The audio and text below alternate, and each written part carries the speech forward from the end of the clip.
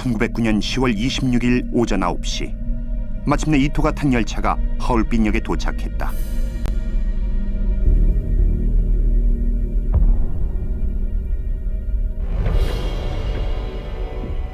그 순간 대합실에 앉아있던 한 청년이 플랫폼으로 걸어나갔다.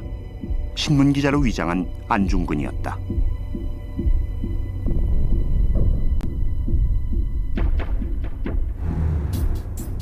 플랫폼엔 이토를 맞이하기 위한 모든 준비가 끝나 있었다. 일본인 환영단과 러시아 의장대가 도열해 있었다. 안중근은 러시아 의장대 뒤에 자리를 잡았다. 만주 하얼빈역에서 울린 총성. 의사 안중근은 일본의 이토 히로부미를 저격하여 우리나라 독립의 정당성을 만천하에 알렸어요. 오늘은 대한민국의 독립을 위해 자신의 목숨을 바치신 안중근 의사에 관해 알아보기로 해요. 그는 1879년 황해도 해주에서 태어났어요. 태어났을 때 가슴에 7개의 까만 점이 있어 하늘의 부름을 받았다 하여 응칠이라고 이름을 붙였어요. 아버지 안진사는 호랑이가 집으로 들어오는 태몽을 꾸었는데 아들 안중근이 태어날 때 마치 호랑이 울음소리처럼 힘찼다고 해요. 어렸을 때부터 용맹해서 사냥을 어른보다 잘할 정도로 뛰어난 실력을 가졌지요. 하지만 성격이 급하고 고집이 세서 할아버지가 무겁게 행동하라는 뜻으로 중군이라고 이름을 고쳤어요. 말타기와 활쏘기 실력이 누구보다 훌륭했는데 그는 사냥하는 일이 언젠가는 필요한 일이 될 것이라고 생각했어요. 안중근의 가족은 누명을 쓰고 프랑스인이 세운 천주교회에 들어가 신자가 되었어요. 도마라는 이름으로 성당 신부님께 서양의 과학과 문물에 대해 배웠지요.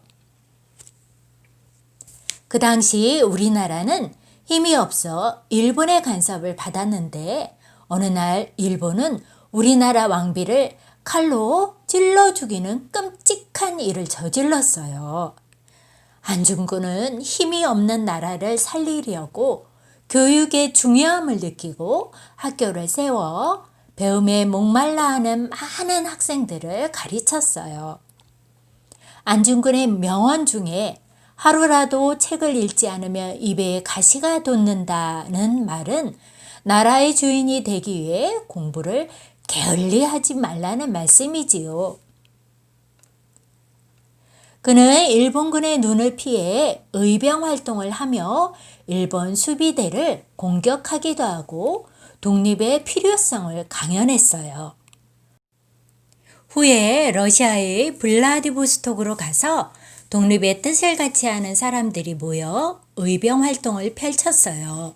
그리고는 수많은 죽을 고비를 넘겼지요.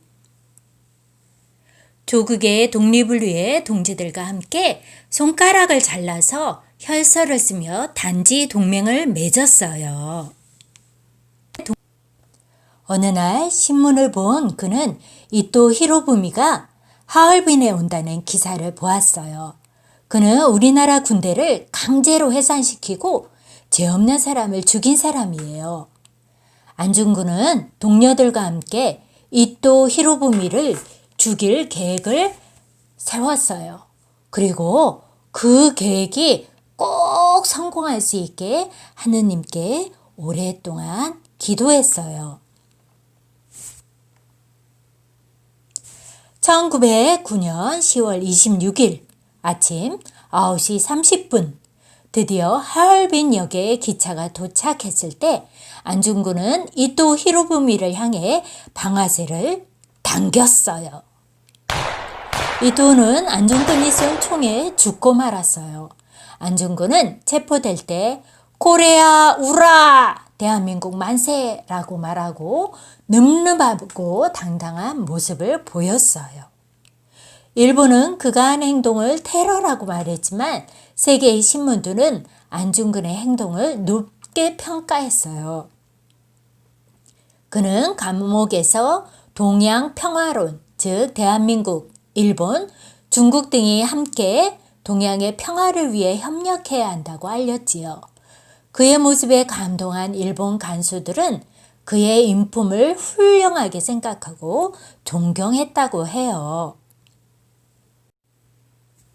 어머니 조 마리아는 감옥에 있는 아들에게 내가 나라를 위해 이에 이른즉 땀만 먹지 말고 죽어라 하고 아들에게 편지를 보냈다고 해요. 그 어머니의 그 아들로 담대하고 당당함을 엿볼 수가 있어요. 그는 나는 오직 내 나라를 위해 마땅히 해야 할 일을 했을 뿐이다. 그것이 자랑스럽다 라고 말하고 사형을 당하셨어요. 나라를 위해 돌아가신 안중근의 시신은 슬프게도 어디에서도 찾을 수가 없었어요. 우리는 안중근 의사와 독립운동을 하신 분들을 항상 생각하며 그들의 나라 사랑 정신을 우리들의 마음속에 간직해야겠어요.